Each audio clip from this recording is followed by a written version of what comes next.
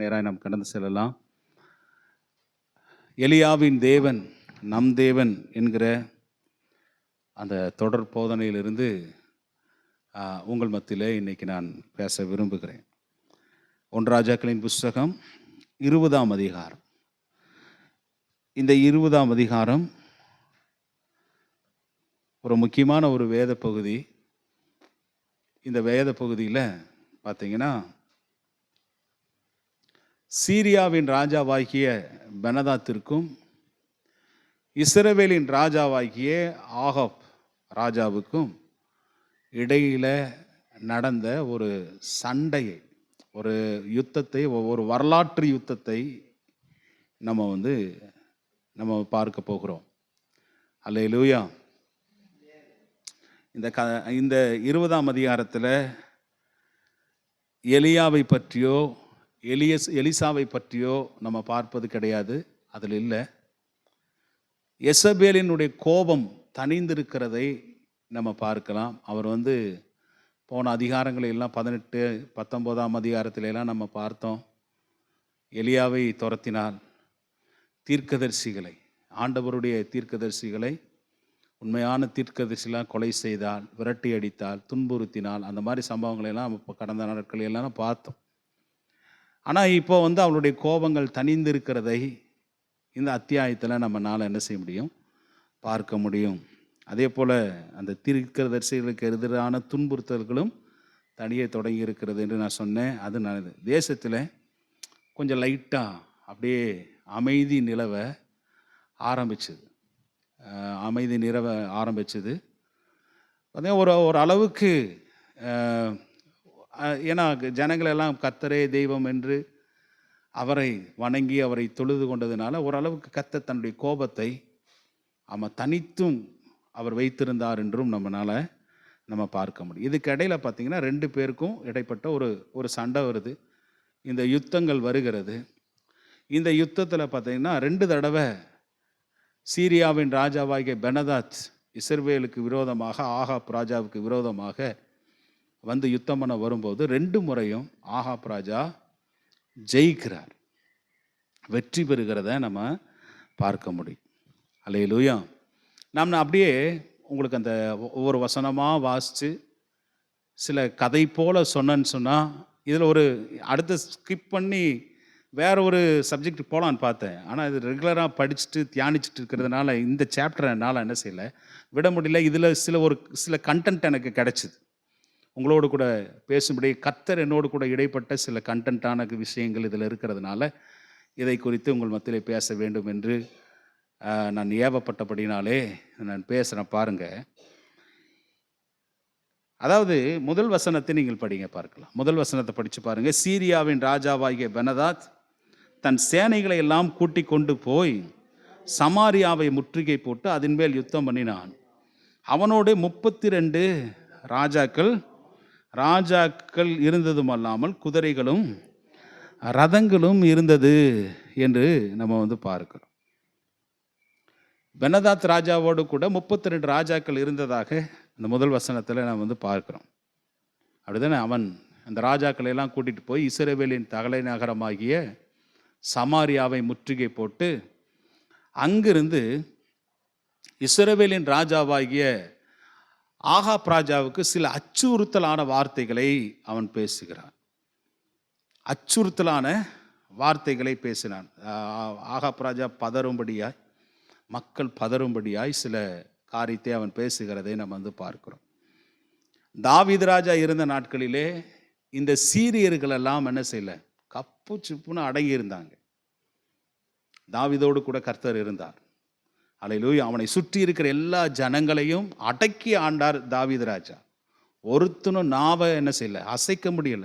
நாவை அசைக்க முடியல. தாவீது ராஜாவுக்கு கப்பம் கட்டி சீரியா தேசம் இருக்கிற இடமே தெரியாமல் ரொம்ப அமைதியாக இருந்தாங்க. அவங்க தலை தூக்கல. தாவீதுக்கு பயந்து இருந்தார்கள். இஸ்ரவேல் தேசத்தின் மேலே ஒரு பயங்கரமான ஒரு பற்றுதல், ஒரு பயம், ஒரு நடுக்கம் சீரியர்களுக்கு இருந்தது. ஆனால் நாளடைவில் பார்த்தீங்கன்னா, அதாவது தாவீது ராஜா இருந்த காலத்திலே தேவனை ஆராதித்த முறைமைகள் இருந்தது, ஆண்டவருக்கு முக்கியத்துவம் இருந்தது. எல்லா ஜனங்களும் யெகோவா தெய்வத்தை தான் ஆராதித்தார்கள், மகிமைப்படுத்தினார்கள். அல்லேலூயா. நியாயப்பிரமாணம் இருந்தது, கட்டளைகள் இருந்தது. எல்லாம் சரியாக செய்தபடினால ஒருத்தனும் தன்னுடைய நாவையோ தலையோ அசைக்காமல் இருந்தார்கள். ஆனால் நம்ம கடந்த நாட்களில் பார்த்த ஆகாப் ராஜானுடைய நாட்களில், எசபேல் நாட்களில் பார்த்தீங்கன்னா, மனைவின் செய்த காரியங்கள் கொடுமை நிமித்தமாக கர்த்தரே எங்கில்லை தேசத்தில் இல்லாமல் போனதுனால சத்துருக்கள் ஆங்காங்கே எழும்ப ஆரம்பித்து இஸ்ரவேல் ஜனங்களோடு கூட யுத்தம் பண்ண ஆரம்பித்தார்கள். நான் சொல்கிறது உங்களுக்கு புரிஞ்சுதான்? ஒருத்தர் சொல்கிறார் என்னென்னா, அதாவது தாவீது ஒருத்தர் இப்படி சொல்கிறார், தேவன் நம்மை ஆளுகை செய்ய அனுமதிக்காவிட்டால் எதிரிகள் நம்ம என்ன செய்வாங்களாம்? ஆளுவார்களாம். தேவனுக்கு கீழ்ப்படியாதவன் மற்ற அனைவருக்கும் அடிமையாக என்ன செய்வானா? மாறிவிடுவானா. அப்படிதான் இங்கே ஆகாப் ராஜானுடைய நாட்களில் நடக்க ஆரம்பிச்சது பாருங்க. அவன் 32 ராஜாக்கள் என்று பார்க்கிறோம். அப்படின்னா 32 ராஜாக்களை தன்னோடு கூட கூட்டிகிட்டு வந்தான் என்று. இந்த 32 ராஜாக்கள் யாருங்க அப்படின்னு அவனுக்கு கப்பம் கட்டுறவங்க. அவன் அந்த 32 ராஜாக்களுடைய அவனுடைய தேசத்தை பிடித்து அவர்களை கப்பம் கட்டி எங்கெல்லாம் பெனதாத் யுத்தத்துக்கு போகிறானோ அவனோடு கூட யுத்தத்துக்கு வந்த ராஜாக்கள் தான் அந்த 32 பேரும். அந்த 32 பேரோடு கூட வந்து பயங்கர அந்த கீழே அவன் பேசுகிற பேச்செல்லாம் பார்த்தீங்கன்னா ரொம்ப அருவருப்பாக பேசக்கூடிய வார்த்தைகள் இருக்கிறது. ரொம்ப ஒரு திமிரான ஒரு பேச்சு தான் இங்கே பெனதாத்துக்குள்ள. ஏன்னா அவன் ரொம்ப டாமினேட் பண்ணிட்டு இருந்தான். ஏன்னா 32 ராஜாக்களை கையில் வச்சிருக்கிறான். இஸ்ரவேலையும் ஆட்டி படைச்சான். பெனதாத்தையும் சும்மா, அதாவது ஆகாப் ராஜாவையும் சும்மா விடவில்லை. ஆகாப் ராஜாவை மிரட்டி பார்க்கிறான், பயங்கரமாக மிரட்டுறான். அதாவது இந்த இடத்துல பார்த்தீங்கன்னா யுத்தத்திற்கான இந்த அதிகாரத்தை நீங்கள் முழுவதும் நீங்கள் படித்து பார்த்தீங்கன்னா, முதல் 10 வசனத்தை நீங்கள் படித்து பார்த்தீங்கன்னா, அவன் எதுக்காக யுத்தத்துக்கு வந்தான் அப்படிங்கிற ஒரு காரணமே தெரியல. ஆனால் சில பண்டிதர்கள் என்ன சொல்கிறாங்க அப்படின்னா, பேராசையும் அதிகாரமும் வெறியுமே பெனதாத்துக்கு இருந்தது. அதனால தான் திமுரா ஒரு யுத்தம் இல்லாத காலத்தில், சமாதானமாக இருக்கிற காலத்தில் யுத்தத்துக்கு வந்தான் என்று பார்க்கிறோம். நல்லா கவனிங்க. அவன் சமாரியாவை முற்றுகை போட்டு, சமாரியா கேபிட்டல் சிட்டி, அந்த கேபிட்டல் சிட்டி அவன் முற்றுகை போட்டு பெனதாத்துக்கு, அதாவது பெனதாத்து சீரியா ராஜா ஆகாப்புக்கு ஸ்தானாதிபதிகளை அனுப்பி சொல்கிறான். என்ன சொல்கிறான்னா, அவன் பேச்சை பாருங்களேன். 2வது வசனம் 3வது வசனத்தை நீங்கள் படித்து பாருங்கள். அவன் நகரத்துக்குள் இஸ்ரவேலின் ராஜாவாகிய ஆகாப்பினிடத்தில் ஸ்தானாதிபதிகளை அனுப்பி சொல்லுங்க, உன்னுடைய வெள்ளியும் உன்னுடைய பொன்னும் என்னுடையது, உன்னுடைய சில்வர் என்னுடையது தான், உன்னுடைய கோல்டு என்னுடையது, உன்னுடைய ஸ்திரீகளும் உன்னுடைய குமாரருக்குள் சாமர்த்தியராக இருக்கிறவர்களும் என்னுடையவர்கள் என்று பெனதாத் சொல்லுகிறான் என்று அவனுக்கு சொல்லி அனுப்பினான். ஆகாப் ராஜாவுக்கு சொல்லி அனுப்பான், உன்னுடைய பொண்ணும் என்னுடையது தான், வெள்ளியும் என்னுடையது தான், உன்னுடைய குமாரர்களில் சாமர்த்தியமானவர்களும் யாருடையவர்கள் தான்? என்னுடையவர்கள் தான், எல்லாமே எனக்குரியது. என்ன இஸ்ரவேலின் ராஜா ஆகாப் என்ன சொல்கிற அப்படின்னு சொல்லி அனுப்புகிறான். ஸ்தானாதிபதிகள் அது மாதிரி சொல்லும்போது இவன் ஃப்ரண்ட்லியாக ஆகாப் ராஜா சொல்கிறான், எஸ் பரவாயில்லையே, நம்மளால சிநேகிதராக இருக்கிறோம், பரவாயில்ல, ஒன்றும் தப்பு கிடையாது, என்னுடைய குமாரர் உம்முடைய குமாரர் தான், என்னுடைய குமாரத்திகள் உம்முடைய குமாரத்திகள், அதாவது நீ வச்சுருந்தா என்ன, நான் வச்சுருந்தா என்ன, எல்லாம் ஒன்றுதாயா, பரவாயில்ல, எல்லாம் எடுத்துக்க. பாருங்கள், அடுத்து சொல்கிறா பாருங்கள், 4வது வசனத்தை பாருங்கள். இஸ்ரவேலின் ராஜா அதற்கு பிரதியுத்தரமாக, ராஜாவாகிய என் ஆண்டவனே, உம்முடைய வார்த்தையின்படியே நானும் எனக்கு உண்டான யாவும் உம்முடையவைகள் தான் என்று சொல்லி அனுப்பினான். சொல்லிட்டான், நம்ம நண்பர்கள், இந்த இஸ்ரவேல் தேசம் என்னுடையதாக இருந்தாலும் அது உன்னுடையது தான், எல்லாமே உன்னுடையது சொல்லி அனுப்பினான். ஆனால் இந்த திமிர் பிடிச்ச இந்த பெனதாத் ராஜா என்ன சொல்கிறான்னா, அவன் பெரிய குடிகாரன், ஒரு வசனத்தை நீங்கள் வாசித்து பாருங்கள். 12வது வசனத்தை வாசிங்க பார்க்க. அதுலேயே 20ஆம் அதிகாரம் 12வது வசனத்தை வாசிங்க. பெனதாத்தும் மற்ற ராஜாக்களும் கூடாரங்களில் குடித்து கொண்டிருக்கையில் இந்த வார்த்தையை கேட்டு தன் ஊழியக்காரனை நோக்கி ஆயத்தம் பண்ணுங்கள் என்றான். குடித்து கொண்டு எப்போ பார்த்தாலும் குடிச்சிட்டு இருக்கிற ஆள் யாருன்னு கேட்டிங்கன்னா இந்த பெனதாத். அதுவும் 32 ராஜாக்களோடு கூட குடித்து கும்மாளம் போட்டு பயங்கர மோசமாய் நடக்கிறவன் இவன். நம்ம தமிழில் ஒரு பழமொழி சொல்லுவாங்க, குடிகாரம் பேச்சு விடிஞ்சா போச்சு. நான் பகல் வரை குடிக்கிறப்போ ஒரு மாதிரி பேசுவான், அதுக்கு பிறகு மப்பெல்லாம் தெளிஞ்ச பிறகு ஒரு மாதிரி பேசுவான். அந்த மாதிரி ஆள் யாருன்னு கேட்டிங்கன்னா இந்த பெனதாத். ஸ்தானாதிபதிகளை அடுத்த நாள் அனுப்புகிறான். இவன் பேச்சு மாறி போகிறது. என்ன மாறி போகுது பாருங்க.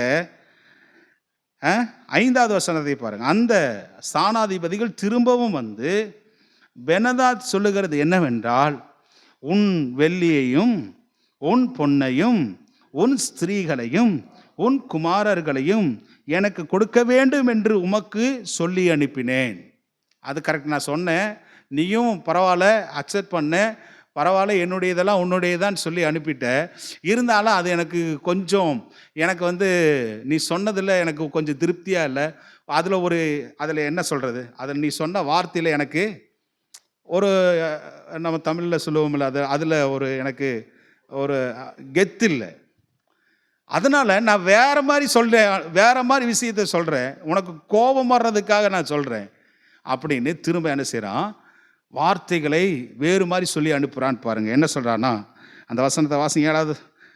6வது வசனம். ஆனாலும் நாளை இந்நேரத்தில் என் ஊழியக்காரரை உன்னிடத்தில் அனுப்புவேன். அவர்கள் என்னென்ன வேணுமா, உன்னுடைய வீட்டையும் உன்னுடைய ஊழியக்காரனுடைய வீடுகளையும் சோதிச்சு. உன்னுடைய வீட்டை முன்னாடி ஊழியக்காரனுடைய வீட்டை கேட்கல, வெள்ளியும் பொண்ணும் தான் கேட்டான். உன் குமாரத்தர்கள் சாமர்த்தியர்கள் தான் எனக்கு வேணும்னு கேட்டான். ஆனால் இங்கே பாருங்க, உன்னுடைய வீட்டில் பாருங்க வாசி, உன்னுடைய வீட்டையும் உன் ஊழியக்காரருடைய வீடுகள். ஆகாப் ராஜா சொன்னார், என் வீட்டிலிருந்து எதை எடுத்துகிட்டு போனாலும் பரவாயில்ல, நீ என்னுடைய நண்பன்டா, எனக்கு ரொம்ப நல்ல சிநேகிதன் தான், என் வீட்டிலிருந்து எது ஒன்று எடுத்துகிட்டு போனாலும் எனக்கு பிரச்சனை கிடையாது, நீ எடுத்துகிட்டு போ, குமாரரை எடுத்துகிட்டு போ, குமாரத்திகளை எடுத்துகிட்டு போ, எல்லாரையும் எடுத்துகிட்டு போ. ஆனால் என்னுடைய ஊழியக்காரர் வீடுகளை தொடுவதற்கு உனக்கு எந்த விதமான ரைட்ஸ் கிடையாது. இந்த விஷயத்தில் ஆகாப் ராஜா கொஞ்சம் பாராட்டக்கூடிய ஒரு மனிதனாக இருந்தான். ஹல்லேலூயா. என் ஊழியக்காரன் வீட்டில் நீ தொடாத. அடுத்தது பாருங்க என்ன சொல்கிறான்னு, வீடுகளை சோதித்து உன் கண்களுக்கு பிரியமானவைகள் எல்லாவற்றையும் தங்கள் கைகளில் எடுத்துக்கொண்டு போவார்கள் என்றார் என்று சொன்னான். எவ்வளோ கொழுப்பு இல்லை, எவ்வளோ ஒரு அகங்காரமான ஒரு வார்த்தைகள், எவ்வளோ ஒரு எப்படி பேசுகிறான் பாருங்களேன். என்ன, உன்னுடைய கண்களுக்கு பிரியமானதெல்லாம் இருக்கிறதை எடுப்பேன். உன்னுடைய ஊழியக்காரனுடைய வீட்டை சோதனை பண்ணி அவன் வீட்டில் இருக்கிறது எல்லாத்தையும் நான் எடுத்துகிட்டு போவேன், பிள்ளைகளை எடுத்துகிட்டு போவேன், மனைவிமாரை நான் எடுத்துகிட்டு போவேன். முன்னாடி சொன்னதில் எந்த விதமான அதில் ஒரு கிக்கு கிடையாது. ஆனால் இப்போ 2வது சொல்லும்போது ஆகாப் ராஜா சுதாரித்து என்ன செய்கிறா அப்படின்னா, தன்னுடைய மூப்பர்களிடத்திலே போய் கன்சல்ட் பண்ண ஆரம்பிக்கிறான். அல்லேலூயா. பெனதாத் இந்த மாதிரி சொல்கிறான். என்ன செய்து, முதல் விஷயம் ஒரு தடவை சொல்லும்போது அதுக்கு நான் ஒத்துக்கிட்டேன். ஆனால் 2வது விஷயம் சொல்லுகிற வார்த்தைகள் எனக்கு அவன் சொன்னது எனக்கு ஒரு மாதிரி இருக்குது, கஷ்டமாக இருக்குது. அதனால் இஸ்ரவேலி மூப்பர்களை போய் கன்சல்ட் பண்ண ஆரம்பித்தான். அல்லேலூயா. மூப்பர்கள் பாருங்கள், ஆலோசனை சொல்லத்தக்க மூப்பர்கள் இருந்தார். இசக்கார் புத்திரரே, இஸ்ரவேலர்கள் செய்ய வேண்டியது இன்னதென்று அவர்கள் அறிந்து கொள்வதற்கு காலங்களுக்கு யோசனை சொல்லத்தக்க இசக்கார் புத்திரர்களே புருஷர்கள் இருந்தார்கள். ஹல்லேலூயா. ஆலோசனை சொல்லணும், ஆலோசனை கேட்கணும். மூப்பர்களிடத்தில் போய் ஆலோசனை கேட்கிறான். அவன் ராஜாவாக இருந்தும் நான் சொல்கிறத தான் கேட்கணும்னு இல்லாமல் மூப்பர்களிடத்திலே போய் ஆலோசனை கேட்க ஆரம்பித்தான். மூப்பர்கள்லாம் சொன்னாங்க, அவனுக்கு நீ என்ன செய்யாத, செவி கொடுக்காத, அவன் வார்த்தை நீ கேட்காத, அவன் என்ன வேணுனாலும் பண்ணலாம், அவன் பண்ணட்டும், நம்ம அவனை பார்த்து கொள்ளலாம் என்று மூப்பர்கள் ஆலோசனை சொன்னார்கள். ஹல்லேலூயா. இதை போய் ஸ்தானாதிபதியினிடத்தில் சொல்லி அனுப்பும்போது அவன் போய் ஆகாப்பினிடத்தில் அப்படியே ஒப்பிக்கிறான். பெனதாத்தின் இடத்துல போய் ஒப்பிக்கிறான். பெனதாத்துக்கு மிகப்பெரிய கோபம் என்ன செய்யுது, வருகிறதை நம்ம பார்க்கிறோம். பெரிய கோபம் வருது. 10வது வசனத்தை வாசிங்க. அப்பொழுது பெனதாத் அவனிடத்தில் ஆள் அனுப்பி, எனக்கு பின் செல்லுகிற ஜனங்கள் எல்லாரும் அதாவது கைக்கு ஒரு பிடியாவது வாரிக்குள்ள சமாரியாவின் தூள் போதுமானதாக இருந்தால் தேவர்கள் அதற்கு சரியாகவும் அதற்கு அதிகமாகவும் எனக்கு செய்ய கடவர்கள் என்று சொல்ல சொன்னான். ஒரு பிடி, ஒரு கைக்கு ஒரு பிடியாவது வாரிக்கொள்ள சமாரியாவின் தூள் போதுமானதாக இருந்தால் தேவர்கள் அதற்கு அதிகமாகவும் எனக்கு செய்ய கடவர்கள் என்று சொல்ல சொன்னான். அதற்கு இஸ்ரவேலின் ராஜா பிரதியுத்தரமாக, ஆயுதம் தரித்திருக்கிறவன் ஆயுதம் உரிந்து போடுகிறவனைப் போல பெருமை பாராட்டலாகாது. அடுத்தது, என்று அவனுக்கு சொல்லுங்கள் என்று சொன்னான். பெனதாத்தும் மற்ற ராஜாக்களும் கூடாரங்களிலே குடித்து கொண்டிருக்கையில் இந்த வார்த்தைகளை கேட்டு தன் ஊழியக்காரரை நோக்கி ஆயத்தம் பண்ணுங்கள் என்றான். அப்படியே நகரத்தின் மேல் சண்டை செய்ய ஆயத்தம் பண்ணினார்கள். ராஜா ரொம்ப பேசுகிறான். ஆகாப் ராஜா, இஸ்ரவேலின் ராஜா ரொம்ப பேசுகிறான். அதனால் நீ என்ன செய்ய, பட்டயம் உருவி போட்டவனை போல பேசுகிறான். நீ என்ன செய், போய் படைகளை ஆயத்தப்படுத்தி அவனோடு யுத்தம் பண்ணலான்னு சொல்லி படைகளை திரட்டி கொண்டு யுத்தம் பண்ணுவதற்கு ஒரு மலையில் ஏறுறாங்க. நல்ல கவனி, இப்போ தான் முக்கியமான விஷயமே நான் சொல்ல வருகிறேன். நல்ல கவனிங்க. அல்லேலூயா. ஒரு மலையில் ஏறி மலைகளிலே யுத்தம் பண்ண ஆரம்பிக்கிறார்கள். மலையில் யுத்தம் பண்ண போகும்போது அங்கே தீர்க்கதரிசிகள் இருந்தால், தீர்க்கதரிசி பார்த்திங்கன்னா ஒரு தீர்க்கதரிசி ஆகாப் ராஜாவை என்கரேஜ் பண்ணுறான். அவனை டிஸ்கரேஜ் பண்ணாமல் என்கரேஜ் பண்ணுறான். நீ போ, நீ யுத்தம் பண்ணு, கர்த்தர் சொல்கிறாரு நீ ஜெயிப்ப அப்படிங்கிற மாதிரியெல்லாம் சொல்லி அனுப்புகிறான். இவனும் பல கேள்வியெல்லாம், இதெல்லாம் எப்படி நடக்கும் அப்படின்னு எல்லாம் கேள்வியெல்லாம் கேட்குறான். அப்போ சில வார்த்தைகள் எல்லாம் அவனை இவங்க மூலமாக இந்த மாதிரி சம்பவமெல்லாம் நடக்கும் என்று சொல்லுகிறான். அல்லேலூயா. இப்போ பார்த்தீங்கன்னா அவன் பெனதாத்துக்கு என்னன்னா, ஒருத்தனையும் கொலை செய்யாத எல்லாவனையும் உயிரோட பிடிங்கிறான். ஒருத்தன் கூட தப்பிக்கக்கூடாது. இஸ்ரவேலின் ராஜாவாக இருக்கட்டும், ஊழியக்காரனாக இருக்கட்டும், ஆலோசனை சொல்கிறான், ஒருத்தன் கூட என்ன செய்யக்கூடாது, ஆமாம், கொலை செய்யப்படாமல் உயிரோடு கூட பிடியுங்கள் என்கிறான். பாருங்க 18வது வசனத்தை வாசிங்க. அப்பொழுது அவர்கள் சமாதானத்திற்காக புறப்பட்டு வந்தாலும் அவர்களை உயிரோடு பிடியுங்கள், அவர்கள் யுத்தத்திற்காக புறப்பட்டு வந்தாலும் அவர்களை உயிரோடு கூட பிடிங்க. அவங்களாம் எனக்கு உயிரோடு வேணும். ஏன்னா கூட்டிகிட்டு போய் அவனை சித்திரவதை பண்ணுறதுக்கு, கண்ணை நோண்டி, காதை நோண்டி, மூக்கை நோண்டி, கை காலையெல்லாம் உடைச்சி, சிங்கங்களுக்கு இறையாக கொடுத்து, இல்லை சவுக்கினால் அடித்து, உடம்புல பற்ற வச்சு, இப்படியெல்லாம் அந்த துன்பத்தை இவன் பார்த்து ரசிப்பான். அதுக்காக அந்த மாதிரி எல்லாரையும் உயிரோடு கூட என்ன செய்யுங்க, சிம்சோனுக்கு வந்த நிலைமை போல இஸ்ரவேல் ஜனங்களுக்கு இப்படிப்பட்ட ஒரு சூழ்நிலையை ஏற்படுத்த நினைத்தான். ஆனால் என்ன செய்தார்கள் தெரியுமா? அவர் பாருங்க 19வது வசனம், மகாணங்களுடைய அதிபதிகள் சேவகரான அவர்களும் அவர்கள் பின்னே வருகிற இராணுவமும் நகரத்திலிருந்து வெளியே வந்தபோது அவரவர் தங்களுக்கு எதிர்ப்படுகிறவர்களை வெட்டினார்கள்.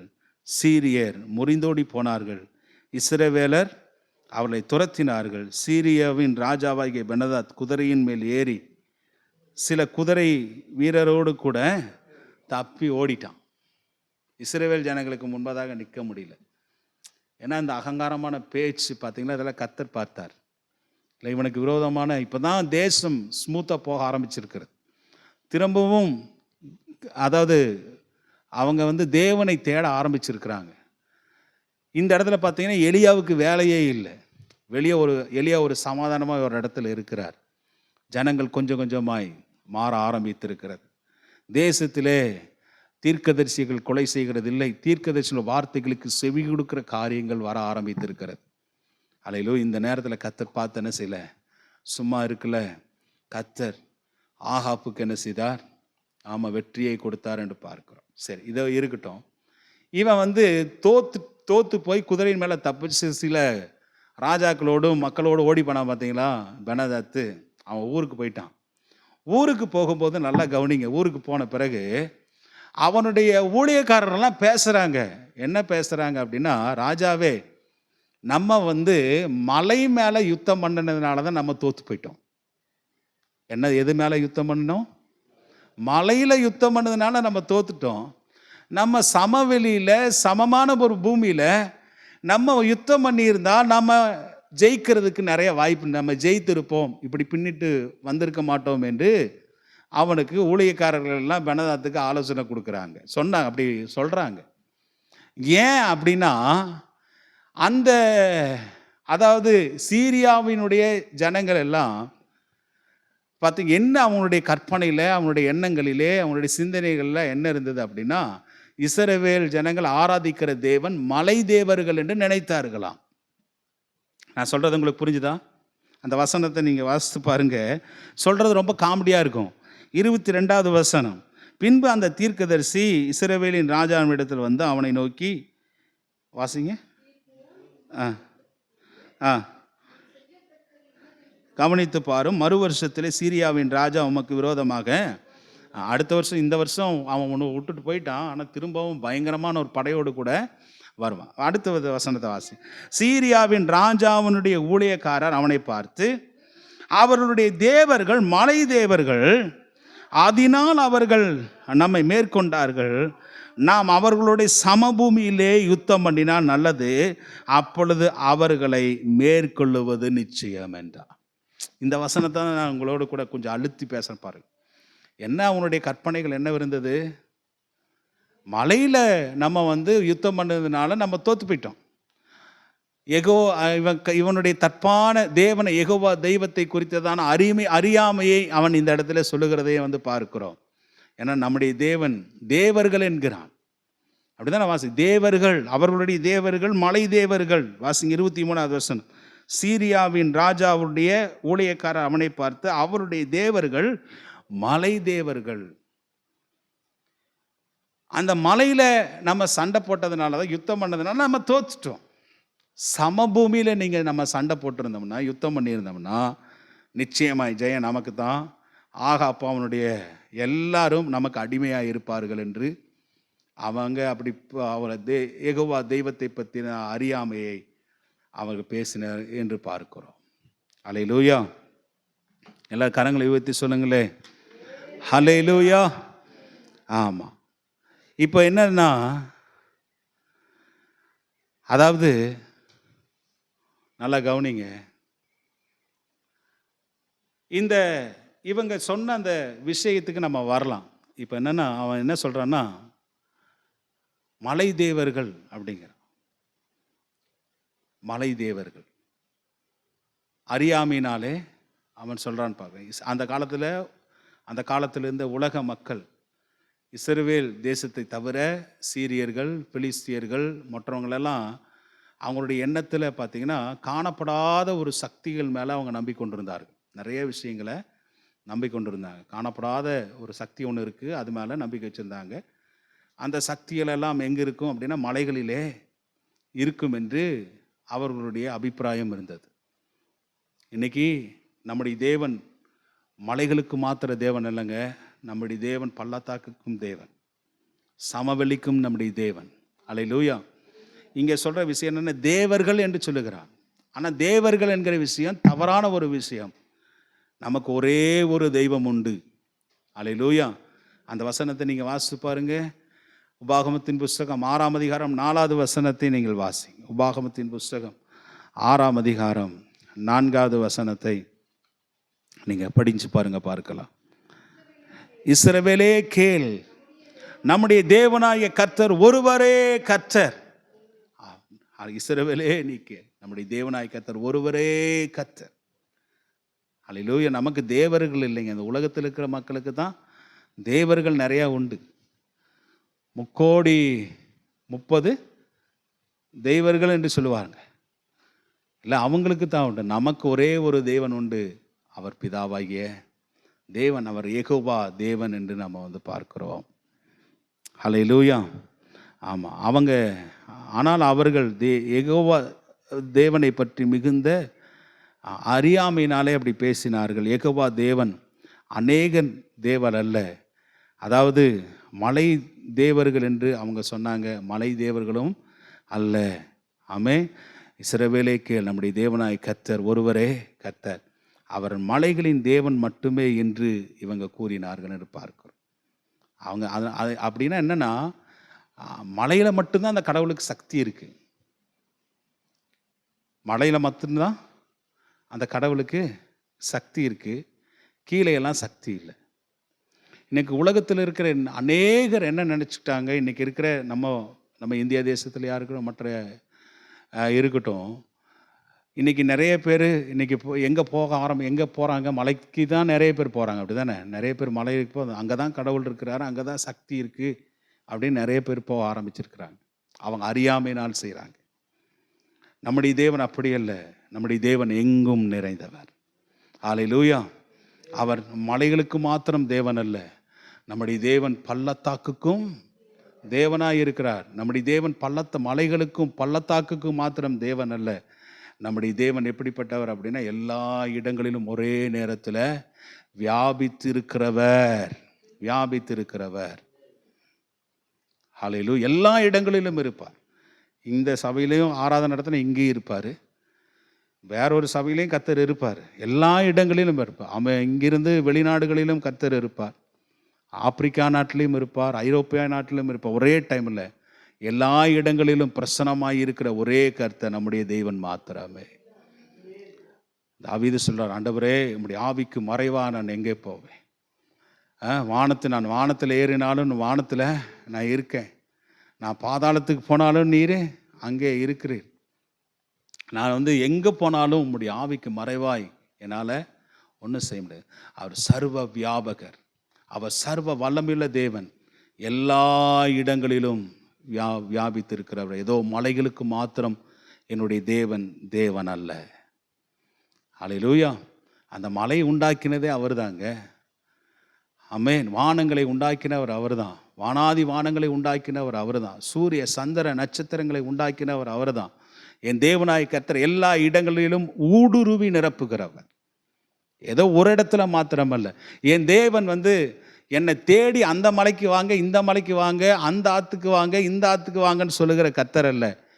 நான் இருக்கிற இடத்துலையே நான் துதிச்சேன்னா போதும், என் தேவன் இறங்கி வருவார். ஹல்லேலூயா. நான் இருக்கிற இடத்துலேருந்து நான் கூப்பிட்டா போதும், என் தேவன் எனக்காக இறங்கி என்னுடைய ஜெபங்களுக்கு அவர் என்ன செய்வார்? பதில் தருவார். நான் இருக்கிற இடத்துலையே எனக்கு சுகத்தை தருவார். நான் இருக்கிற இடத்துலையே எனக்கு நிறையா அற்புதங்களை என் தேவனால் செய்ய முடியும். நான் தேடி போகலை, அவர் என்னை தேடி வந்தார். ஹல்லேலூயா. ஆமாம். அவர் தங்கத்தை கேட்கல, வெள்ளியை கேட்கல, பொண்ணை கேட்கல, ஒன்றையும் கேட்கல. என் இதயத்தை கேட்டார், நான் இதயத்தை கொடுத்துருக்குறேன். இந்த இதயத்தை கொடுப்பதற்கு நான் கொண்டு போய் கொடுக்கல, அவரே என்னை தேடி வந்தார். ஹல்லேலூயா. நான் எங்கே இருக்கிறேன்னு அங்கே இருப்பார். சொன்னார், எங்கே 2 பேர் 3 பேர் நாமத்தினாலே கூடியிருக்கிறாங்க, நான் என்ன செய்வேன்? இருப்பேன். ஆண்டவர் இருப்பேன். உலகத்தின் முடிவு பெரிய சகல நாட்களில் நான் உங்களோடு கூட இருப்பேன். நான் எல்லா பக்கமும் இருப்பேன், எல்லா இடங்களிலும் இருப்பேன். நம்முடைய தேவன் தூணிலையும் இருப்பார், துரும்பலையும் நம்ம தேவன் இருப்பார். எல்லாம் தன்னுடைய கட்டுப்பாட்டில் வச்சிருக்கிறார். ஆண்டவர் எல்லாவற்றையும் தன்னுடைய கண்ட்ரோலில் வச்சிருக்கிறார். சிறிதானவைகளும் பெரிதானவைகள் எல்லாமே அவருடைய கண்ணுடைய பார்வையில் இருக்கிறது. எல்லாமே அவருடைய கட்டுப்பாட்டில் இருக்கிறது. அவைகள் எல்லாம் தனது வலது கரத்தினாலே தேவன் தன்னுடைய புயங்களினாலே தாங்கி கொண்டிருக்கிறார் என்று பார்க்கிறோம். ஹல்லேலூயா. இவங்க சொல்றதுக்கு கூட ஒரு ஒரு விஷயம் இருந்ததுன்னா, அந்த காலத்தில் தாவீது ராஜா, அதாவது அவர் பாடின எல்லாம் சில சங்கீதங்களை எல்லாம் நீங்கள் பார்த்தீங்கன்னா, ஆண்டவர் நம்ம 121 சங்கீதம் முதல் வசனத்தை நீங்கள் வாசிங்க பார்க்கலாம், நமக்கு தெரியுமே. எனக்கு ஒத்தாசை வரும், பர்வதங்களுக்கு நேராக என் கண்களை ஏறெடுக்கிறேன். அப்போது வானத்தையும் பூமி உண்டாக்கின கர்த்தரிடத்திலிருந்து எனக்கு, ஆமாம், கர்த்தர் இடத்துலேருந்து எனக்கு ஒத்தாசை வரும். அந்த ஃபஸ்ட்டு வசனம் தான் எனக்கு ஒத்தாசை வரும், பர்வதங்களுக்கு நேராக என் கண்களை. இப்படி நிறைய பாட்டு பாடி வச்சுட்டார். அப்படிதானே? இப்படி பாடு, எனக்கு ஒத்தாசை எங்கிருந்து வரும்? பர்வதத்திலிருந்து, மலைகளிலிருந்து எனக்கு உதவி வரும்னு பாடினார். இன்னொரு வசனங்களை எல்லாம் நீங்கள் படித்து பாருங்கள். சில வசனங்கள் பாருங்கள். தாவீது 87 சங்கீதம் முதல் வசனம், சங்கீதங்களின் புஸ்தகம் 87 அவருடைய அஸ்திபாரம், இதெல்லாம் பார்க்குறேன். அவருடைய அஸ்திபாரம் பர்வதங்களில் இருக்கிறது. 78வது சங்கீதம் 54வது வசனம். அப்படியே பின்னாடி வாங்க. 78வது சங்கீதம் 54வது வசனம். அவர்களை தமது பரிசுத்த ஸ்தலத்தின் எல்லை வரைக்கும் நமது வலதுகரம் சம்பாதித்த இந்த பர்வதம் மட்டுக்கும் அழைத்து கொண்டு வந்து, பர்வதம் மட்டும் அழைத்து கொண்டு வந்து என்று பார்க்கிறோம். சங்கீதங்களின் புஸ்தகம் 15வது சங்கீதத்துக்கு என்னோட திருப்புங்க. சங்கீதங்களின் புஸ்தகம் 15வது சங்கீதம் முதல் வசனம் என்ன சொல்லுகிறது? கர்த்தாவே, யார் உமது கூடாரத்தில் தங்குவார்? யார் உம்முடைய பரிசுத்த பர்வதத்தில் வாசம் பண்ணுவார்? இன்னொரு 24வது சங்கீதம் 3வது வசனத்தை நீங்க படிச்சு பாருங்க. சங்கீதம் 24:10. யார் கர்த்தருடைய பர்வதத்தில் ஏறுவார்? யார் அவருடைய பரிசுத்த ஸ்தலத்தில் நிலை நிற்பான்? யார் கர்த்தருடைய பர்வதத்தில் ஏறு? இந்த மாதிரி எல்லாம் தாவீது பாடி வச்சிருக்கிறதுனால இந்த சீரியர்கள் இதெல்லாம் அறிஞ்சு யெகோவா தேவன் எங்கே தான் இருப்பார்னு கன்ஃபார்ம் பண்ணிட்டான். மலையில் தான் இருப்பார், பர்வதங்களில் தான் இருப்பார் அப்படின்னு. ஏன் அப்படி சொன்னான்னா அதுக்கு ஒரு காரணம் இருக்கிறது. ஏனென்றால் தாவீது சாலமோன் கட்டின தேவனுடைய ஆலயம், தாவீது அதுக்கு வரைபடம் கொடுத்த இடம், கட்டுவதற்கு கொடுத்த இடம் எங்கேன்னு கேட்டிங்கன்னா மோரியா மலையில். அல்லேலூயா. ஜனங்கள் எல்லாம் அந்த மலை சுற்றி கீழே இருப்பாங்க. சர்ச்சு மட்டும், அந்த ஆலயம் மட்டும், தேவாலயம் எங்கே இருக்கும்? அவங்களுக்கெல்லாம் மேலே இருக்கும், உயர்ந்த இடத்துல இருப்பாங்க. ஜனங்கள் அதை சுற்றிலும் இருப்பார்கள், கீழே இருப்பாங்க, பள்ளத்தாக்கில் இருப்பார்கள். திடீரென்று யாராவது இஸ்ரவேல் தேசத்துக்குள்ளே உள்ள நுழைஞ்சு, அதாவது சண்டைக்கு வெளியிலிருந்து யாராவது வந்துட்டாங்க அப்படின்னா, யுத்தத்துக்கு வந்தாங்க அப்படின்னா, இஸ்ரவேல் ஜனங்கள் எல்லாம் இப்படி திரும்பி பர்வதத்தை நோக்கி தான் என்ன செய்வாங்களாம்? ஜெபம் பண்ணுவாங்களாம். அப்போ தான் தாவீது சொல்ல, ஒத்தாசை வரும் பர்வதங்களுக்கு நேராக என் கண்களை ஏறெடுக்கிற, வானத்தையும் பூமியும் உண்டாக்கின கர்த்தரிடத்திலிருந்து எங்களுக்கு ஒத்தாசை வரும்னு சொல்லி ஜெபம் பண்ணுவாங்களாம். இஸ்ரவேல் ஜனங்கள் எல்லாம் அந்த ஆலயத்தை பார்த்து ஜெபம் பண்ணுவாங்க. அந்த ஆலயத்தின் மேலே தேவனுடைய செக்கின மகிமை இறங்கினது. அல்லேலூயா. ஆசாரியர்கள் வேலை செய்யக்கூடாத அளவுக்கு அந்த ஸ்தலம் இருந்தது. ஆண்டவருடைய கண்கள் அது மேலே நோக்கமாக இருக்கும். இந்த ஸ்தலத்திலே வாசம் பண்ணுவேன் என்று ஆண்டவர் சொல்லி இருந்தாரே. அதனால் இஸ்ரவேல் ஜனங்கள் அங்கே தான் கர்த்தர் இருக்கிறான்னு சொல்லி அவரை என்ன செய்தாங்க? ஓகே, தாவீதும் அப்படியாய் ஜெபம் பண்ணதுனால இவங்க தப்பான ஒரு விஷயத்தை சொல்லி, தேவன் மலைகளுக்கு, அவருக்கு லிமிட்டான ஒரு வல்லமை தான் இருக்கிறது, மலையில் மாத்திரம்தான் இருப்பார், அவர் சமபூமிக்கு வரமாட்டார் என்று தப்பு கணக்கு போட்டார். ஆனால் நம்முடைய தேவன் மலைக்கு மாத்திர தேவன் அல்ல. நம்முடைய தேவன் எல்லா இடங்களிலும் வியாபித்திருக்கிறவர். அல்லேலூயா. அடுத்த வருஷம் இந்த பெனதாத் என்ன பண்ணா, பயங்கரமான ஒரு பெரிய சேனையை திரட்டிட்டு வரான். முன்னாடி கொஞ்சம் பேர் தான் இருந்தாங்க. இவன் ஒரு வருஷத்தில் போய் நிறைய இராணுவங்களை சம்பாரித்து சேனைகளை திரட்டி கிட்டத்தட்ட லட்சக்கணக்கான பேரை கூட்டிகிட்டு வரான் பாருங்கள். அந்த வசனங்களை நீங்கள் படித்து பாருங்கள். என்னோடு கூட 26ஆம் வசனத்திலிருந்து 30வது வசனம் வரைக்கும் ஒரு வருஷம் கழித்து வரான். அந்த தீர்க்கதரிசி சொன்னது போலவே வாசிங்க. மறு வருஷத்திலே பெனதாத் சீரியரை லக்கம் பார்த்து இஸ்ரவேலோடு யுத்தம் பண்ண ஆப்பெக்குக்கு வந்தான். இஸ்ரவேல் புத்திரர் லக்கம் பார்க்கப்பட்டு தேவையானதை சம்பாதித்து கொண்டு அவர்களை எதிர்க்க புறப்பட்டு, அவர்களுக்கு எதிரே 2 சிறிய வெள்ளாட்டு கடைகளை போல பாளையம் இறங்கினார்கள். தேசம் சீரியரால், இஸ்ரவேல் மக்கள் கம்மியாக இருக்காங்க, ஆனால் சீரியர் பார்த்திங்கன்னா நிறைய பேர் இருக்காங்க. அடுத்த வருஷம் வந்து நின்றுட்டான். 7 நாள் அளவு யுத்தம் நடந்ததுன்னு பார்க்குறோம். எத்தனை நாள்?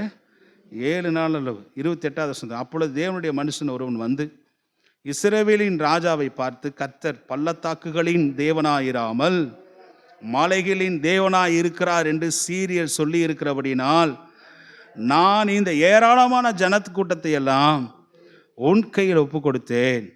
அதனாலே நான் கர்த்தர் என்று நீங்கள் அறிவீர்கள் என்று கர்த்தர் சொல்லுகிறார். ஹல்லேலூயா. 29வது வசனத்தை பாருங்க. 7 நாளளவும் அவர்கள் முகமுகமாய் பாளையம் இறங்கி இருந்தார்கள்.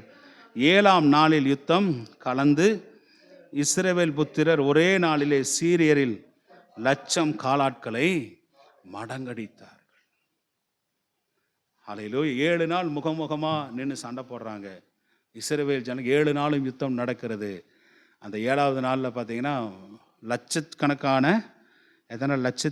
லட்சம் காலாட்களை இஸ்ரவேல் ஜனங்கள் மடங்கெடுத்து அவன் குதிரைகளோடும் ரதங்களோடும் அந்த 32 ராஜாக்களை விட அதிகமாக கூட்டிகிட்டு வந்தான்.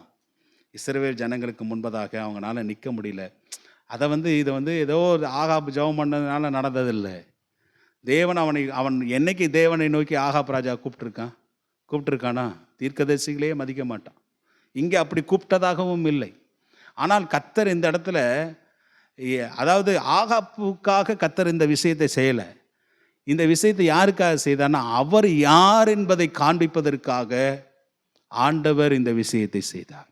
அவங்க பெருசாக பேசினாங்க, என் தேவன் மலைக்கு மாத்திரம்தான் சக்தி இருக்கிறது, அவருக்கு பள்ளத்தாக்கிலே எந்த விதமான சக்தி இல்லைன்னு சொன்னாங்களே. அப்படிதானே? அந்த வசந்த வாசிங்க பக்கத்தில் 28வது. அப்பொழுது தேவனுடைய மனுஷன் ஒருவன் வந்து இஸ்ரவேலின் ராஜாவை பார்த்து, கர்த்தர் பள்ளத்தாக்குகளின் தேவனாயிராமல் மலைகளின் தேவனாய் இருக்கிறார் என்று சீரியர் சொல்லி இருக்கிறபடியினால் நான் இந்த ஏராளமான ஜனக்கூட்டத்தை எல்லாம் உன் கையில் ஒப்பு கொடுத்தேன். அதனாலே நானே கர்த்தர் என்று நீங்கள் அறிந்து கொள்வீர்கள் என்று கர்த்தர் சொல்லுகிறார் என்றார். அதனால தான் நான் அவர்களை என்ன செய்தேன்? உன் கையில் ஒப்பு கொடுத்தேன். என் தேவன் மலைக்கு மாத்திரம் தேவன் அல்ல, அவர் பள்ளத்தாக்குக்கும் தேவன். என் தேவன் எங்கும் நிறைந்திருக்கிறவர். அல்லேலூயா. எல்லா இடங்களிலும் ஊடுருவி நிரப்புகிறவர். எல்லாருடைய இருதயங்களிலும் என் தேவன் வாசம் பண்ணுகிறவர். ஆகவே இதை நீங்கள் இஸ்ரவேல் ஜனங்களாகிய நீங்கள் அறிஞ்சு கொள்ளும்படி தான் இந்த விஷயத்தை நான் செஞ்சேன். ஏதோ ஆகாப்புக்காக இந்த விஷயத்தை நான் செய்யலை.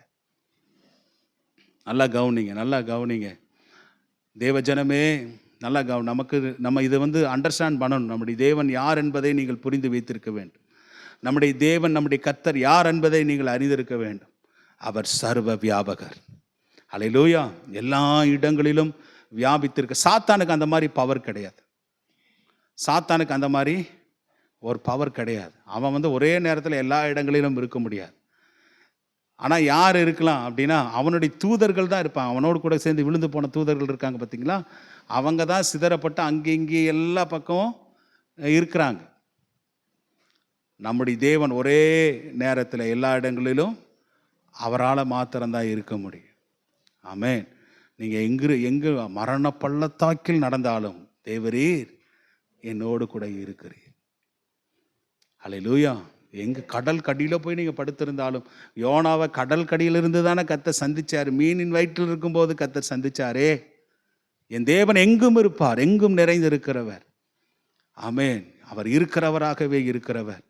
எல்லா இடங்களிலும் இருக்கிறவர். அவருக்கென்று எல்லாவற்றையும் படைத்தவர், அவருக்கென்று எல்லாவற்றையும் சிருஷ்டித்தவர் என்று நம்ம பார்க்கிறோம். ஹல்லேலூயா.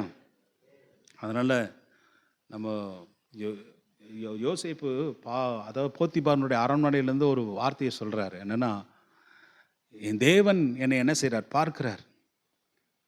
நான் கானான் தேசத்தில் மாத்திரம் என் தேவன் கிடையாதுங்க, நான் எகிப்தில் இருக்கிறேன். என் தேவனுடைய கண்கள் என்னை பார்க்கறது. அந்த தெய்வத்திற்கு விரோதமாக நான் பொல்லாப்பு செய்வது எப்படிங்கிறார். என் தேவன் அதாவது இஸ்ரவேல் ஜனங்களுக்கு மாத்திர தேவன் அல்ல, அங்கே மட்டும்தான் அவர் இருக்கிறவர் அல்ல. நான் எகிப்தில் இருக்கிறேன், அங்கேயும் கர்த்தர் என்னோடு என்னை பார்த்துட்டு தான் இருக்கிறார், என்னை கவனித்து கொண்டு தான் இருக்கிறார். ஹல்லேலூயா.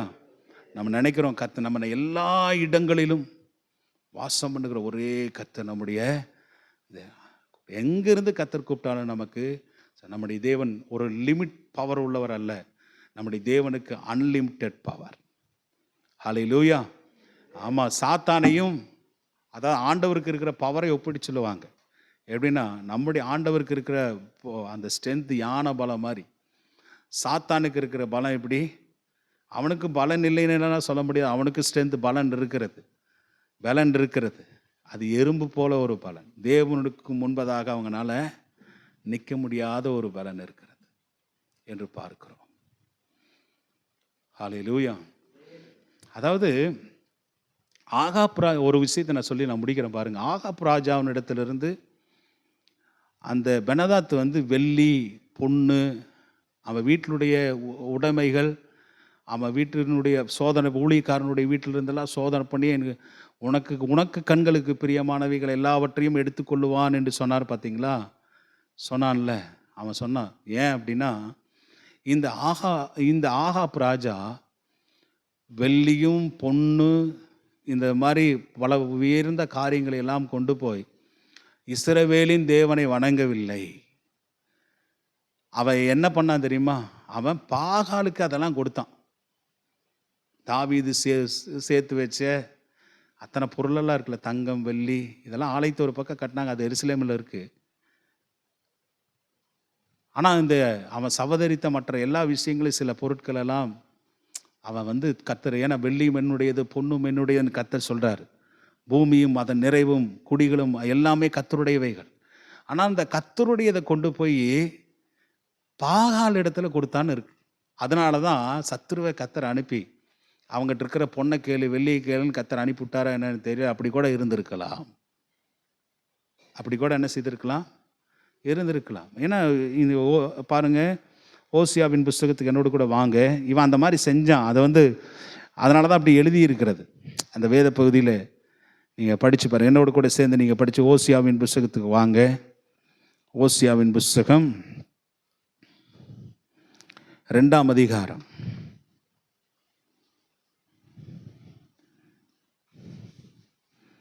8வது வசனத்தை பாருங்க. ஓசியாவின் புஸ்தகம் 2ஆம் அதிகாரம். தனக்கு தானியத்தையும் திராட்சை ரசத்தையும் எண்ணெயையும் கொடுத்தவர் என்றும், தனக்கு நான் வெள்ளியும் பொன்னையும் பெருக பண்ணினவர் என்றும் அவள் அறியாமல் போனால் அவைகளை அவர்கள் பாகால் உடையதாக்கினார்கள். ஆனால் கர்த்தர் பெருக பண்ணார். அதெல்லாம் தூக்கிட்டு போய் கர்த்தருக்காக எதையும் செய்யாமல் பாகாலுடையதாக்கினார்கள் என்று பார்க்கிறோம். நான் சொல்கிறது உங்களுக்கு புரிஞ்சுதா? பாகாலுடையதாய் மாற்றினார். ஆண்டவர் தன்னுடைய ஒவ்வொரு பொருளின் மேலும் கர்த்தர் ரொம்ப கரிசனையாக இருப்பாருங்க. ரொம்ப கரிசனையாக கர்த்தருக்கென்று நேர்ந்து கூட காரியத்திலே கர்த்தருடைய பொருள் என்பதில் ஆண்டவர் ரொம்ப வைராக்கியம் காமிப்பார். இதனால் ஒரு ராஜாவினுடைய ராஜ்யமே போயிடுச்சு, கவிழ்ந்து போச்சு. நேபுகாத்நேச்சார் இஸ்ரவேல், அவன் தான் கடைசியில் இவங்க செய்த அந்த பாவத்தின் நிமித்தமாக சிறை இங்கே பாபிலோன் தேசத்திலிருந்து இஸ்ரவேல் ஜனங்களை, யூதர்களை, குறிப்பாக யூதமார்கள் நிறைய பேர் தன்னை சிறையிருப்புக்கு கொண்டு போனான். அவன் தான் இஸ்ரவேலுடைய சாலமோன் கட்டின தேவாலயத்தை இடித்தான். நல்லா கவனிங்க, என்ன பாருங்களேன், என்ன பார்க்குறீங்களா? ஒரு முக்கியமான ஒரு விஷயத்தை சொல்கிறேன். தேவனுடைய ஆலயத்தை இடித்தது யார் தான்? சாலமோன் கட்டின தேவாலயத்தை இடித்தது யார்? நேபுகாத்நேச்சார், பாபிலோனிய ராஜா. இடித்து ஒரு கல்லின் மேல் ஒரு கல் இல்லாதபடிக்கு பரட்டிட்டான். ஏன்னா அதில் எல்லாம் தங்கம் இருந்தது, தங்க தகடுகள் இருந்தது, மரங்களிலே தங்கம் இருந்தது, சுவர்களிலே தங்கம் இருந்தது, இல்லை ஆலயத்தினுடைய பண்டக சாலைகளிலே தங்கம் இருந்தது. ஆலயத்தினுடைய எல்லா பாத்திரங்களும் தங்கத்தினால் ஆனது. புரிஞ்சுதா? மண்ணா வைக்கப்பட்ட பொற்பாத்திரம், மண்ணா வைக்கப்பட்ட பொற்பாத்திரம் அப்படின்னு வாசிக்கிறோம். ஆலயத்தில் உண்டான அதில் இருக்கிற பனிமுட்டுகள், அதில் இருக்கிற சாமான்கள் எல்லாமே தங்கத்தினாலானது. அந்த தங்கத்தினால அதையெல்லாம் எடுத்துட்டு போய், அதாவது சினையார் தேசத்தில் உள்ள பாபேல் அவனுடைய கோயிலில் வச்சான். அவன் கோயிலில் வச்சது மாத்திரமா, அவன் செத்து போயிட்டான், கோயிலில் வச்சுட்டு செத்துட்டான். ஆனால் அந்த பாத்திரத்தில் நேபுகாத்நேச்சாருடைய மகனாகிய பெல்த்சாத்சார் என்ன செய்தான் தெரியுமா?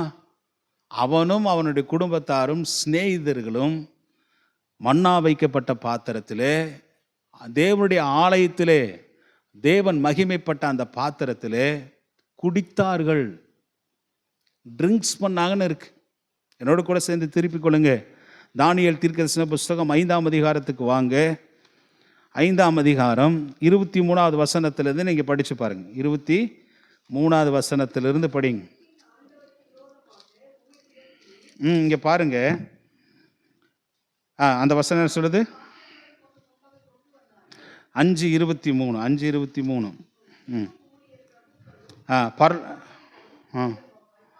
ஆ பரலோகத்தின் ஆண்டவருக்கு விரோதமாக உம்மை உயர்த்தினி, அவருடைய ஆலயத்தின் பாத்திரங்களை உமக்கு முன்பதாக கொண்டு வந்தார்கள். முன்னாடி அதான் கோயிலில் தான் வச்சுருந்தான். ஆனால் இப்போ பார்த்தீங்கன்னா அவன் வீட்டுக்கு கொண்டு வந்துட்டான். அவன் கோயிலில் வச்சதே மிகப்பெரிய தப்பு. உன்னதமானவருடைய ஆமாம், ஆண்டவருக்காக செய்யப்பட்ட அந்த பொருட்களை, அந்த பாத்திரங்களை, பண்டங்களை அவன் கோயிலில் வச்சதே தவறு. ஆனால் அது கொஞ்ச நாள் இருந்தது. திரும்ப வீட்டுக்கு என்ன செய்தான்? பாத்திரமெல்லாம் நல்லா இருக்கு, கப்பெல்லாம் நல்லா இருக்கு, டம்ளர்லாம் நல்லா இருக்கு, கிளாஸஸ் எல்லாம் நல்லா இருக்குதுன்னு வீட்டுக்கு கொண்டு வந்தான். வீட்டுக்கு கொண்டு வந்தது மாத்திரமல்ல, முன்பதாக கொண்டு வந்தார்கள். நீரும் உம்முடைய பிரபுக்களும் உம்முடைய மனைவிகளும் உம்முடைய வைப்பாட்டிகளும் அவைகளில் திராட்சரசம் குடித்தீர்கள். இதுவும் அன்றி தம்முடைய கையில் உமது சுவாசத்தை வைத்திருக்கிறவரும் உமது வழிகளுக்கு எல்லாம் அதிகாரியும் ஆகிய தேவனை நீர் மகிமைப்படுத்தாமல், காணாமலும் கேளாமலும் உணராமலும் இருக்கிற வெள்ளியும் பொன்னும் வெண்கலமும் இரும்பும் மரமுமாகிய கல்லுமாகிய தேவர்களை நீர் புகழ்ந்தீர். அப்பொழுது அந்த கையுறுப்பு அவரால் அனுப்பப்பட்டு இந்த எழுத்துக்கள் எழுதப்பட்டது என்றார். ஆண்டவர் எழுதுகிறார். இந்த மாதிரி அவன் தப்பு பண்ணதுனால, தேவனை விட்டு விட்டதுனால, இந்த மாதிரி வைப்பாட்டிகளும் அவனுடைய பிள்ளைகளும் பிரபுக்களும் தேவனுடைய ஆலயத்தில் பயன்படுத்தப்பட்ட அந்த பாத்திரங்களை எடுத்து குடித்து வெறித்ததினால ஆண்டவர் ஒரு கரம் வந்து அவன் உட்கார்ந்துட்டு இருக்கிற இடத்துல எழுதுச்சு. ஒரு கரம் வந்து எழுதுச்சு. என்ன எழுதுச்சு? எழுதப்பட்ட எழுத்து என்னவென்றால் மேனே மேனே தெக்கேல் உப்பாசீன் என்று எழுதப்பட்டது. அதனுடைய அர்த்தம் என்ன? இந்த வார்த்தையின் அர்த்தம் அது. மென்னே என்பதற்கு தேவன் உன் ராஜ்யத்தை மட்டிட்டு அதற்கு முடிவுண்டாக்கினார் என்றும், தெக்கேல் என்றால் என்பதற்கு நீ தராசிலே நிற்கப்பட்டு குறையாக காணப்பட்டாய் என்றும், பெரேஸ் என்பதற்கு உன் ராஜ்யம் பிரிக்கப்பட்டு மேதியருக்கும் பெரிசியருக்கும் கொடுக்கப்பட்டது என்றும் அர்த்தமாம் என்றார். ஆலயத்தினுடைய பாத்திரத்தை ஒருத்தர் எடுத்து வீட்டில் போய் புழங்கினதுனால, அதில் குடிச்சு வெறிச்சதுனால ஒரு ராஜ்யமே கமுத்தப்பட்டது. புரிஞ்சுதா நான் சொல்றது? எல்லாம் இருக்கிறீங்களா? இது ஒரு வெளிப்பாடாக உங்களுக்கு தெரியுதா? நல்லா யோசிச்சு பார்க்குறீங்களா? அல்லேலூயா. ராஜ்யம் மேதியருக்கும் பெர்சியருக்கும் கொடுக்கப்பட்ட, பெர்சியா ராஜ்யம்னா இன்னைக்கு இருக்கிற இப்போ இருக்கிற ஈரான். இப்போ ஒரு சண்டை நடந்து, ஈரானுக்கு தானே சண்டை நடக்குது. ஈரான் அமெரிக்கா தான் சண்டை போட்டுட்டு இஸ்ரேல்.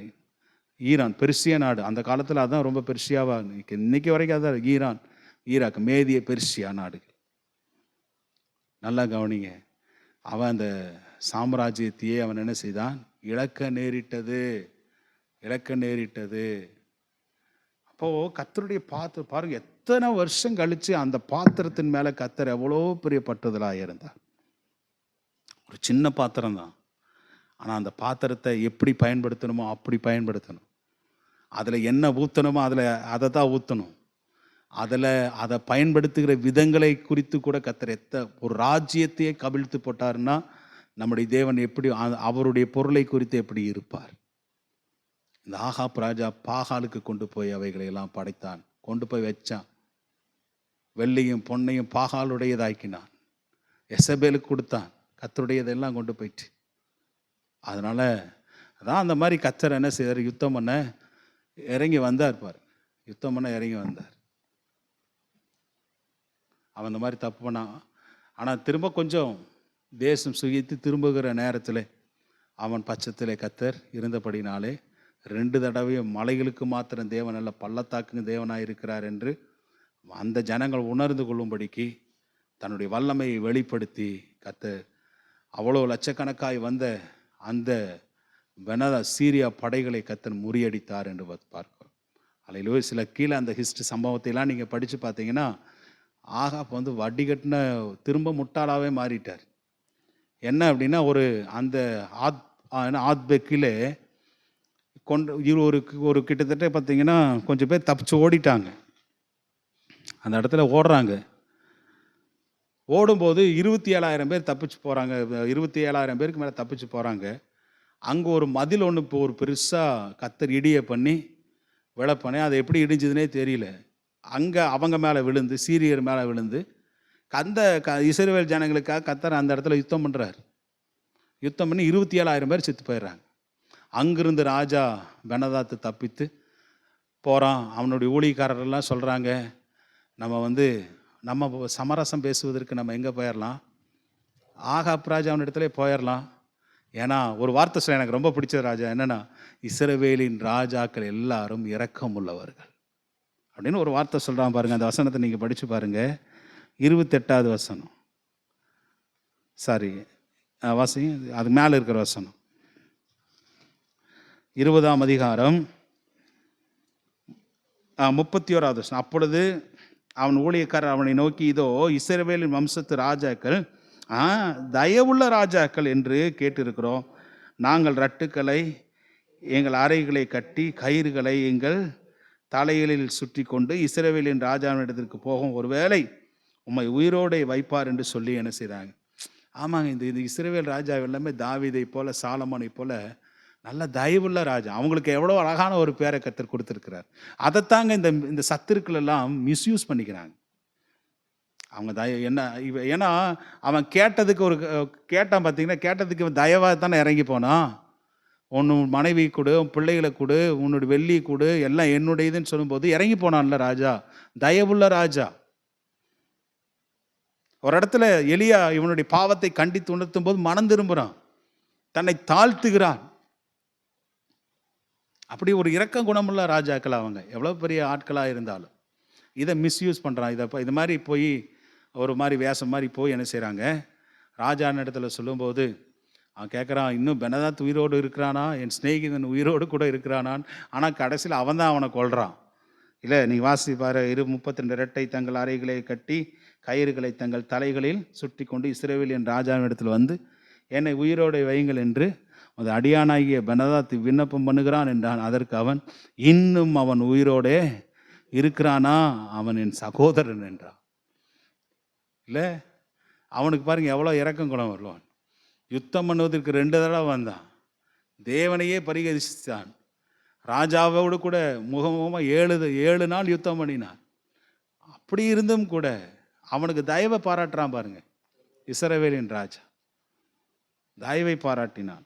அந்த மனுஷர் நன்றாய் கவனித்து அந்த வார்த்தையை பிடிச்சு, அழகாக இருக்கு அந்த வார்த்தை, அந்த மனுஷர் நன்றாய் கவனித்து அவன் வாயின் சொல்லை உடனே பிடித்து, எஸ், உமது சகோதரனாகிய பெனதாத் உயிரோடு இருக்கிறான் என்றார்கள். அப்பொழுது அவன், நீங்கள் போய் அவனை அழைத்து கொண்டு வாருங்கள் என்றான். பெனதாத் அவனிடத்தில் வந்தபோது அவனை தன் ரதத்திலே ஏற்றி கொண்டு வீட்டுக்கு போயிட்டு அவங்க சந்தோஷமாக இருந்தாங்க.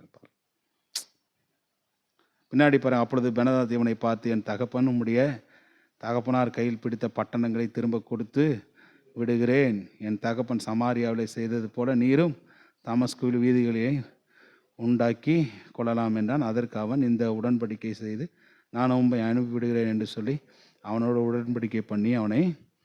அப்பொழுது ஒரு தீர்க்கதரிசி புத்திரர் ஒருவன் கர்த்தருடைய வார்த்தையின்படி தன் தோழனை நோக்கி, என்னை அடி என்றான். அந்த மனுஷன் அவனை பார்த்து, அடிக்க மாட்டேன். தீர்க்கதரிசி அடினா யார் போய் அடிப்பா? அடிக்க மாட்டான். அப்போ பாருங்கள், அந்த இடத்துல ஒரு வேடிக்கையான ஒரு விஷயம். அப்பொழுது அவன் இவனை பார்த்து, நீ கர்த்தருடைய சத்தத்துக்கு கீழ்ப்படி அவன் போனபடியால் இதோ நீ என்னை விட்டு புறப்பட்டு போன உடனே ஒரு சிங்கம் உன்னை கொல்லும் என்றான். அப்படியே இவன் அவனை விட்டு புறப்பட்டோன்னு ஒரு சிங்கம் வந்து அவனை அடின்னு சொன்னால் தீர்க்கதரிசியை கனப்படுத்தி அடிக்காமல் போனதுக்கு ஆண்டவருடைய வார்த்தைக்கு கீழ்ப்படி இல்லை. அதனால் சிங்கம் உன்னை கொல்லும் என்றால் சிங்கம் வந்து கொண்டு, அதன் பின்பு அவன் வேறொருவனை கண்டு அவனை அடி என்றான். அந்த மனுஷன் அவனை காயம் உண்டாக்க தீர்க்கதரிசி அடித்தான். அவனுக்கு என்ன கோபம் இருந்தது தெரியல, அவர் மேலே அடித்தான்.